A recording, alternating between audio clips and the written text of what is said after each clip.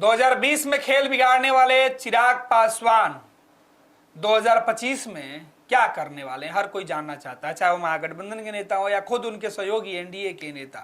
भाजपा के साथ साथ सबसे ज्यादा परेशान अगर कोई पार्टी है तो चिराग की वजह से जनता दल यूनाइटेड नीतीश कुमार है। क्यों है समझेंगे। हमारे साथ हमारे वरिष्ठ सहयोगी विवेकानंद जी है कि विवेका जी, चिराग पासवान खेल कर रहे हैं। 2020 में इन्होंने खेल बिगाड़ा था, 2020 में खेल बिगाड़ा, 2025 में खेल करने वाले हैं।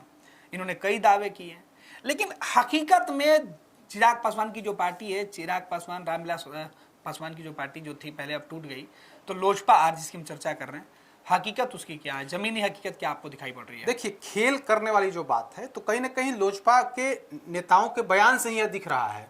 खास करके जो चिराग पासवान के जो बहनोई हैं, जमुई के जो सांसद हैं, बिहार लोजपा के जो प्रभारी हैं, उनके बयान से ही खेल करने की बात सामने आ रही है। उनका लगातार बयान आता है, कभी कहते हैं चिराग पासवान को बड़ी भूमिका के लिए बिहार की जनता बुला रही है, उनको मुख्यमंत्री का बनाना है, बड़ी जिम्मेदारी मिलनी चाहिए, इस तरह की बात वे खुद करते हैं। तो खेल की बात वहीं से शुरू होती है। कभी कहते हैं, कहा जाता है लोजपा रामविलास की तरफ से कि चिराग पासवान बिहार विधानसभा का चुनाव लड़ेंगे। कभी कहा जाता है कि अब ये सुरक्षित सीट से नहीं बल्कि जनरल सीट से लड़ेंगे। तो खेल की जहां तक बात है, कोई मीडिया की तरफ से नहीं बल्कि इनके नेताओं, इन लोजपा रामविलास के नेताओं के बयान से ही इस बात की पुष्टि लगातार हो रही है कि कुछ न कुछ खेल होगा। लेकिन जहां तक हम लोगों की समझ है, जहां तक हम लोगों को जानकारी है या फिर बीजेपी सोर्सेस से जो जानकारी मिलती है, खेल कुछ नहीं होना है इस बार। सिर्फ और सिर्फ प्रेशर है। जिस तरह से कांग्रेस पार्टी आरजेडी पर प्रेशर बनाने की कोशिश कर रही है, चिराग पासवान भी वही खेल कर रहे हैं। उस खेल बिहार की जनता बुला रही है, बिहार को में बड़ी जिम्मेदारी मिलनी चाहिए, तमाम तरह की जो बातें हैं वो सिर्फ और सिर्फ भारतीय जनता पार्टी पर प्रेशर बनाने के लिए। क्योंकि बीजेपी इस बार जेडीयू को किसी भी कीमत पर नाराज नहीं कर सकती है। चिराग पासवान नाराज हो वो स्वीकार है, नीतीश कुमार और उनकी पार्टी नाराज हो, इससे मतलब बीजेपी इसे कतई बर्दाश्त, कतई स्वीकार नहीं करेगी।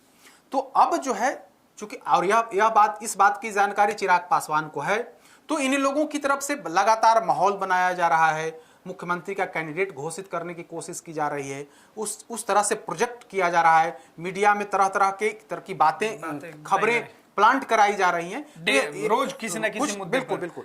तो इस तरह की बात करके एक मैसेज देने की कोशिश की जा रही है। हम लोग आज जिस बिंदु पर चर्चा कर रहे हैं कि 2020 में चिराग पासवान अपने दम पर चुनाव लड़े। बिल्कुल विवेका जी, सवाल वही है कि अगर 2025 में चिराग पासवान खेल अगर करना चाहते हैं, उनके जीजा खेल करवाना चाहते हैं, तो इनकी ताकत क्या है?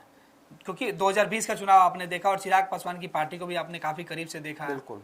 देखिए, 2020 में अकेले लड़े, खास करके जेडीयू जहां जहां से चुनाव लड़ी 115 सीटों पर, वहां पर ये अपना उम्मीदवार दिए। 6-7 ऐसी सीटों पर उम्मीदवार दिए जहां बीजेपी के प्रत्याशी थे, जिसमें राघोपुर है, गोविंदगंज है, कोई 4-5 सीटें ऐसी थी, चुनिंदा सीटें जहां पर इन्होंने उम्मीदवार, माने बीजेपी के खिलाफ में भी कुछ जगहों पर उम्मीदवार दिया। लेकिन इनका मेन फोकस था जेडीयू हराओ, नीतीश कुमार हराओ। और इस खेल में भारतीय जनता पार्टी के कई बड़े नेता इस खेल में लगे हुए थे, यानी कि चिराग पासवान के साथ हो लिए थे। कुछ नेता तो इनकी पार्टी से चुनाव लड़े भी और हारे। चिराग पासवान की पार्टी लगभग 135 के आसपास सीटों पर चुनाव लड़ी और उसमें से आप देखिए, ठीक है, 5 पॉइंट कुछ % वोट इनको मिला, इनकी पार्टी को मिला, लेकिन मतलब करारी हार हुई। और तब जब नीतीश कुमार को लेकर के, भारतीय जनता पार्टी को लेकर के लोगों में नाराजगी थी, कुछ वोट जो एनडीए का वोट था, कहीं ना कहीं वो वोट चिराग पासवान के पक्ष में गया। क्योंकि जो लोग महागठबंधन को देना नहीं चाहते थे वोट, उनको लगा एक विकल्प के तौर पर चिराग पासवान उभरे हैं, तो वह वोट उनको मिला। इसके बाद भी उस हिसाब से सफलता नहीं मिली। एक डेटा के माध्यम से हम आपको बता रहे हैं। और इस बार क्या होगा, देखिए, 10 ऐसी सीटें थी, 10 में से 9 सीट पर लोजपा इनके उम्मीदवार दूसरे नंबर पर है और 10 में से 1 सीट पर इनके प्रत्याशी मटिहानी से चुनाव जीते। तो बाकी का जो आज हम आपको बताएंगे कि उन 10 सीटों का इस बार क्या होगा। इस बार चूंकि इस बार जेडीयू साथ है, बीजेपी बीजेपी साथ साथ है, है, चिराग पासवान साथ हैं, उपेंद्र कुशवाहा साथ हैं, जीतन मांझी साथ हैं, तो इन 5 दलों का गठबंधन है। तो उसमें चिराग पासवान की पार्टी जहां 2020 में जिन जिन सीटों पर दूसरे नंबर पर रही और एक सीट पर उनकी पार्टी जीती, तो क्या इस बार वो सीट उनके खाते में जाएगी? ऐसा लगता है, जो हम डेटा देख पा रहे थे उसमें ऐसा लगता है कि चिराग पासवान को 1-2 सीट को अगर छोड़ दिया जाए तो वो सीट मिलने वाली नहीं, उनके खाते में जाती हुई नहीं दिख रही है। आप देखेंगे, हम शुरुआत करते हैं दिनारा से। दिनारा विधानसभा चुनाव 2020 में काफी महत्वपूर्ण हो गया था। महत्वपूर्ण इसलिए क्योंकि उस सीट पर भारतीय जनता पार्टी के एक बड़े नेता लोजपा के टिकट पर चुनाव लड़ने लगे थे। वो नेता जिन्हें बीजेपी का एक गुट जो है 2015 के विधानसभा चुनाव के दौरान सीएम का फेस बताते फिर रही थी, वह नेता चिराग पासवान के साथ हो लिए थे और चिराग पासवान के सिंबल पर दिनारा सीट से चुनाव लड़े थे।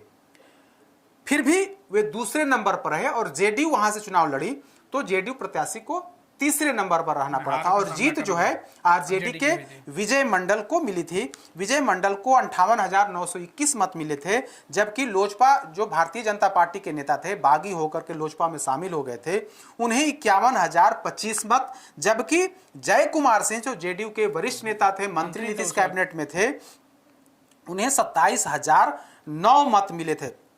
तो जय कुमार सिंह को तीसरे नंबर पर रहना पड़ा था और दूसरे नंबर पर राजेंद्र सिंह रहे थे। राजेंद्र सिंह लगभग 7,000 से अधिक मतों से उनकी हार हुई थी और जेडीयू प्रत्याशी को तीसरे नंबर पर रहना पड़ा था। इस बार क्या होगा? दिनारा सीट किसी भी कीमत पर बीजेपी नहीं छोड़ेगी, दिनारा सीट किसी भी कीमत पर जेडीयू नहीं छोड़ने वाली है। पूछिए कि कैसे? इसलिए क्योंकि राजेंद्र सिंह को वो वोट मिला था और राजेंद्र सिंह जो तब लोजपा के प्रत्याशी थे, आज कहां हैं? आज वो कहां है? उनकी घर वापसी हो चुकी है। 2020 विधानसभा चुनाव के अगले साल यानी कि 2021 में आनन फानन में बीजेपी ने राजेंद्र सिंह को वापस करा लिया, अपनी पार्टी में फिर से मिला लिया। हमें याद है कि तब संजय जायसवाल प्रदेश के अध्यक्ष हुआ करते थे बीजेपी के, और बेतिया जहां उनका गृह जिला है, बेतिया में राजेंद्र सिंह को पार्टी में शामिल कराया गया था। तो राजेंद्र सिंह को आज कहां है? आज भारतीय जनता पार्टी के अंदर हैं और भारतीय जनता पार्टी में उपाध्यक्ष की कुर्सी पर है। तो राजेंद्र सिंह अब लोजपा में नहीं जाएंगे, तो वैसी स्थिति में लोजपा का इस सीट पर दावेदारी स्वतः खत्म हो जाती है। ठीक है, आप डिमांड कर सकते हैं कि हमारा प्रत्याशी 2020 में वहां दूसरे नंबर पर रहा, इस बार हमें वो सीट मिलनी चाहिए, लेकिन जिस प्रत्याशी के बदौलत आपको सीट मिली, और कहा जाता है कि राजेंद्र सिंह को भारतीय जनता पार्टी का जो बैक सपोर्ट था और जो कोर वोटर्स थे उन लोगों ने उनको वोट कर दिया, लिहाजा उन्हें 51,000 मत मिले। और जय कुमार सिंह जो जेडीयू के प्रत्याशी थे उनको वोट लोगों ने नहीं दिया। इस बार वो स्थिति नहीं होने वाली है। दिनारा सीट इस बार लोजपा को दूसरे नंबर पर रहने के बाद भी लोजपा के खाते में जाते हुए नहीं दिख रही है। हरनौत की बात कर लेते हैं। हरनौत से जेडीयू की बागी, जेडीयू की नेत्री थी ममता देवी, वो एलजेपी की उम्मीदवार थी और जेडीयू से हरिनारायण सिंह इससे उम्मीदवार थे और वे 27,000 से ज्यादा वोटों से जीत दर्ज किए थे, जबकि कांग्रेस के उम्मीदवार कुंदन कुमार को 21,000 से ज्यादा वोटों से तीसरे नंबर। इस बार चूंकि वो सिटिंग सीट है हरनौत, तो जेडीयू जहां दूसरे नंबर पर रही थी, लोजपा जहां दूसरे नंबर पर रही थी, वहां तो जेडीयू के प्रत्याशी एक नंबर पर थे, तो वहां से हरनौत भी नहीं जाएगी। तो दिनारा खाते में जाते हुए नहीं दिख रहा है लोजपा के, हरनौत भी जाते हुए नहीं दिख रहा है। इसलिए नहीं जाते हुए दिख रहा है क्योंकि वो सिटिंग जेडीयू की है और नीतीश कुमार का गृह क्षेत्र भी, गृह क्षेत्र भी। और जगदीशपुर तीसरे नंबर पर, जगदीशपुर की बात कर लेते हैं। जगदीशपुर की बात करते हैं तो लोजपा ने जगदीशपुर से जेडीयू के एक दूसरे बागी नेता भगवान सिंह कुशवाहा को उम्मीदवार बनाया था।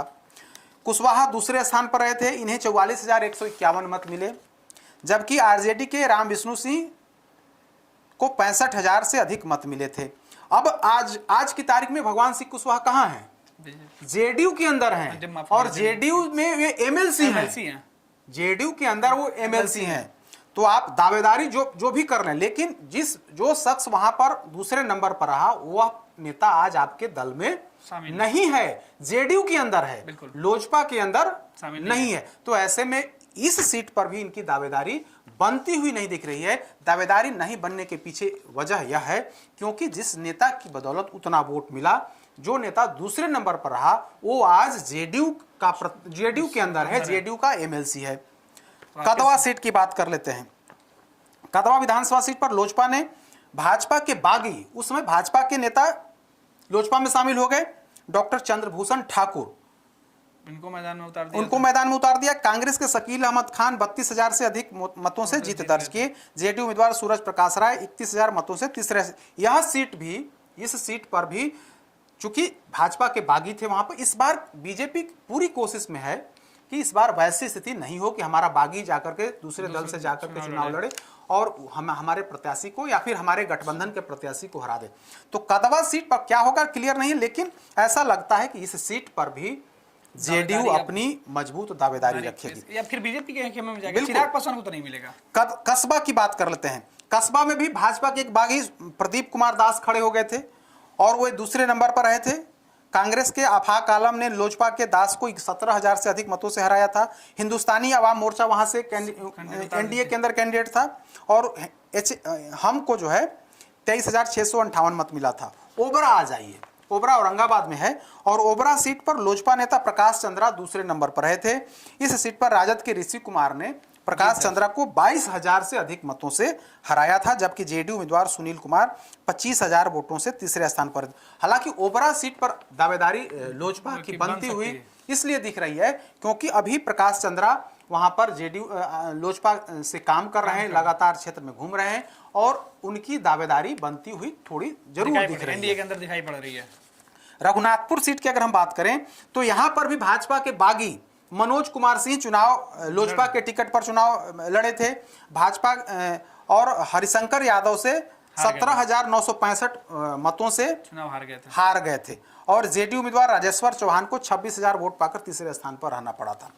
रुपौली की बात कर लेते हैं। रुपौली एक महत्वपूर्ण सीट है। एलजेपी उम्मीदवार शंकर सिंह थे, तब 2020 में शंकर सिंह एलजेपी के उम्मीदवार थे, लेकिन चूंकि वहां पर उपचुनाव हो गया और उपचुनाव में शंकर सिंह निर्दलीय चुनाव लड़ गए और अब वे जेडीयू के नजदीक हो गए। जेडीयू खेमे में निर्दलीय जरूर हैं लेकिन जेडीयू के खेमे में। बीमा भारती तब जेडीयू की वहां से चुनाव जीती थी, अब वो आरजेडी 19,000 मतों से वो चुनाव जीती थी, लेकिन अब वो आरजेडी के अंदर हैं और शंकर सिंह कहां है, अभी वो जेडीयू के समर्थन, जेडीयू के करीब हैं। तो अब तो एलजेपी में है नहीं, तो ऐसी स्थिति में एक बार रुपौली सीट भी जेडीयू के अंदर पूरी तरीके से जाती हुई दिख रही है। तो यहाँ पर भी लोजपा की दावेदारी बहुत ज्यादा बन नहीं रही है। सिटिंग की बात हो जाएगी। अब बेगूसराय का मटिहानी आ जाइए। बेगूसराय का मटिहानी सीट जहां लोजपा प्रत्याशी राजकुमार सिंह चुनाव जीते थे, अकेला सिंगल विधायक जीत करके आए थे, वहां पर नरेंद्र कुमार सिंह जेडीयू के प्रत्याशी थे, उनको उन्होंने हराया था, 55 मतों से हराया था। लेकिन राजकुमार सिंह पाला बदल करके जेडीयू में चले गए और सिटिंग विधायक और वो विधायक हैं, तो स्वाभाविक है जो पाला बदल करके जेडीयू में चला गया तो नीतीश कुमार भी उस सीट को छोड़ेंगे ऐसा दिखता नहीं है, ऐसा लगता नहीं, क्योंकि सिटिंग विधायक हैं। ऐसा लगता नहीं है कि नीतीश कुमार वो सीट लोजपा के लिए छोड़ देंगे, ऐसा नहीं दिख रहा है। अब ब्रह्मपुर सीट की बात कर लेते हैं। Brahmapur seat high profile seat मानी गई थी। 2020 में भी हुलास पांडे वहां से लोजपा के प्रत्याशी थे, लेकिन उनको 50,000 के आसपास मतों से उनकी हार हुई थी। दूसरे नंबर पर जरूर रहे थे, लेकिन शंभू यादव से लगभग 50,000 मत से हारे थे। शंभू यादव को 90,176 मत मिले और जबकि हुलास पांडे को 39,035 और वीआईपी एनडीए के अंदर वो सीट वीआईपी के खाते में थी, तो वीआईपी के जयराज चौधरी थे जिन्हें 30,482 मत मिले थे। तो लोजपा प्रत्याशी की वहां से हार हुई थी, लेकिन बड़े मार्जिन से हार हुई, 50,000 मतों से हुलास पांडे की हार हुई थी। इस बार हुलास पांडे तैयारी कर रहे हैं। हो सकता है कि हुलास पांडे की यह सीट जो ब्रह्मपुर सीट है, हो सकता है एनडीए के अंदर यह मतलब लोजपा रामविलास को जाए, क्योंकि वे वहां पर जबरदस्त तैयारी कर रहे हैं, काम कर रहे हैं। अब क्या होगा कहा नहीं जा सकता है, लेकिन वहां पर दावेदारी लोजपा की बनती हुई दिख रही। तो यही स्थिति है। तो जो 10 सीट जो जहां पर या तो जीते एक सीट पर, और बाकी जो 9 सीटों पर जहां दूसरे नंबर पर है, वो हम पूरा डेटा हमने बताया कि आज 2025 में सीट बंटवारे में वो सीट लोजपा से दूर होती हुई दूसरे नंबर पर रहने के बाद भी कई ऐसी सीटें हैं जो लोजपा से दूर होती हुई दिख रही हैं।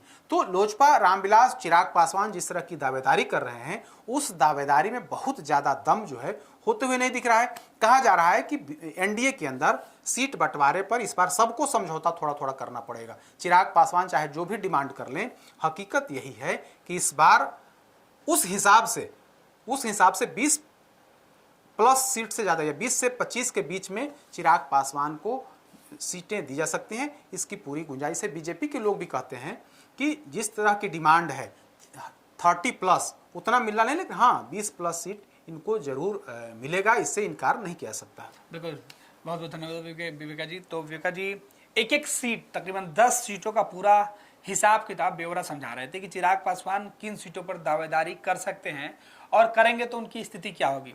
2020 का इन्होंने पूरा आंकड़ा बताया कि सीट पर ये चुनाव लड़े। लेकिन इसमें सबसे दिलचस्प चीज ये तस्वीरें निकल कर सामने आई कि चिराग पासवान के पास अपना कोई भी उम्मीदवार नहीं था। जिन्होंने दूसरे नंबर की लड़ाई लड़ी वो या तो बीजेपी के बागी थे या जेडीयू के बागी थे। उन्हें ही टिकट दिया गया और वही इस पूरे खेल को बिगाड़ने का काम किए थे और चिराग पासवान भले ही हार गए हो, दूसरे नंबर पर है। लेकिन अब चिराग पासवान के साथ वो नेता नहीं है जो 2020 में चिराग का झंडा उठाए थे। 10 में से 2 सीटों पर संभावना बनते हुए दिखाई पड़ रही है। बाकी 8 सीटों पर चिराग के हाथ फिलहाल दूर तक नहीं पहुंच बन पाएगी। अब देखना है कि जब एनडीए के अंदर सीट बंटवारा होता है तो जो सीटें जिसकी चर्चा हम कर रहे थे उस पर एनडीए के कौन सा दल अपना कब्जा जमा पाता है। पैनोरमा ग्रुप, जो सोचता है वो करता है। आपके अपने सपनों का आशियाना। ये लो मुंह मीठा करो, आज मैंने अपना जॉब छोड़ दिया। अब हम पूर्णिया वापस जाएंगे। जॉब छोड़ दिया है? मतलब ये घर कैसे चलेगा? हम करेंगे क्या? और माँ बाबूजी क्या बोलेंगे? इसलिए मैं एक और मिठाई का डब्बा लाया। अपने बिजनेस के लिए लोन अप्रूव हो गया। अरे लोन अप्रूव हो गया वो तो ठीक है, लेकिन पूर्णिया में हम रहेंगे कहाँ? अपना घर भी तो नहीं है वहां। इसलिए तो एक और मिठाई का डब्बा अलग से लाया हूं। हमने पूर्णिया में घर ले लिया है, पूर्णिया के ई होम्स पैनोरमा में। पूर्णिया में पैनोरमा ग्रुप लेकर आए हैं ई होम्स पैनोरमा।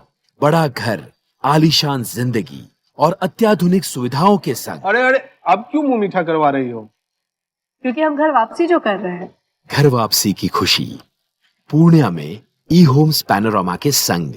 ई homes panorama, luxurious lifestyle redefined.